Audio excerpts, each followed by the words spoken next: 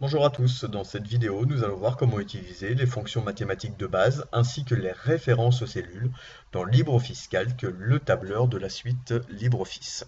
Alors nous allons travailler sur ce tableau pré-rempli et préformaté qui va nous donner une représentation des usages d'Internet dans le monde.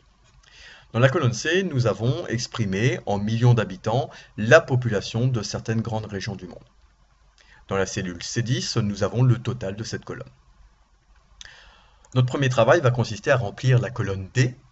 Cette colonne D doit faire apparaître la population, non plus exprimée en millions d'habitants, mais en pourcentage de la population totale. Tout calcul dans un tableur doit commencer par un égal. Ici, le but du jeu, c'est de faire référence aux cellules. On va indiquer au logiciel, grâce à la souris, quelle cellule il doit utiliser pour faire nos calculs. Sur cette première ligne, je vais donc utiliser la cellule C3, que je vais diviser par la population totale qui est présente dans la cellule C10. Alors logiquement, je devrais taper au clavier multiplier par 100 pour transformer en pourcentage. Ici, je m'abstiens puisque le paramétrage est déjà fait. Nos cellules sont déjà au format pourcentage. C'est donc le logiciel lui-même qui va multiplier par 100. Je me contente d'appuyer sur la touche Entrée. Donc les 1247 millions d'habitants de la région Afrique représentent 16,6% de 7519 millions d'habitants. Je pourrais tout simplement recopier ce calcul vers le bas en utilisant la poignée de recopie ici.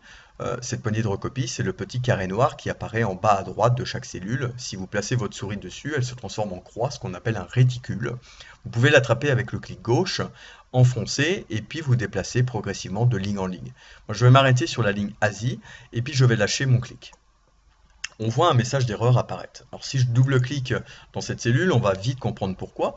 Toutes les cellules que j'ai utilisées sur ma première ligne se sont décalées d'un rang vers le bas. Donc la cellule C3 est passée dans la cellule C4, mais la cellule C10 est passée en cellule C11. Malheureusement, moi, pour tous mes calculs, je vais avoir besoin de cette cellule C10. Je ne veux pas que la cellule C10 bouge. On est pour l'instant dans ce qu'on appelle des références relatives. Les cellules peuvent bouger. Je vais donc faire échappe et je vais corriger ce petit problème dans ma première ligne. Je double-clique et je vais dire au logiciel que la cellule C10 ne doit plus être en référence relative, mais en référence absolue. La référence absolue, c'est dire au logiciel que la cellule ne doit pas bouger. Pour faire apparaître cette référence absolue, on va appuyer sur la touche F4 du clavier.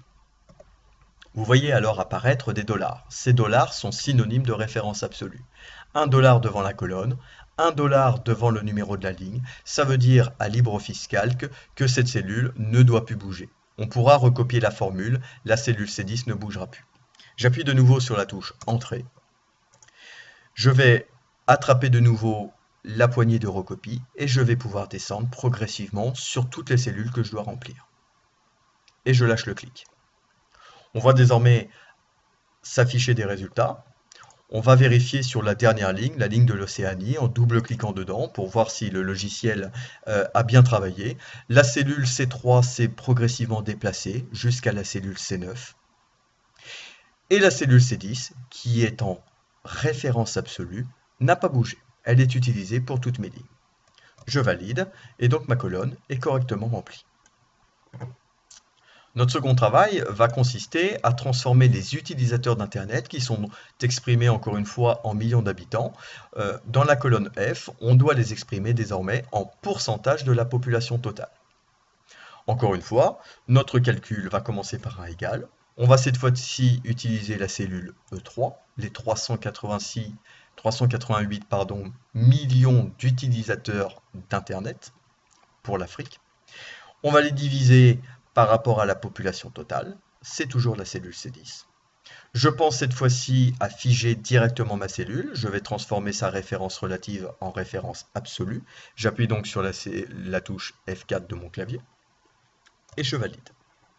Je vais pouvoir utiliser la poignée de recopie, je l'attrape avec mon clic gauche et je descends sur toutes les cellules qui doivent être calculées.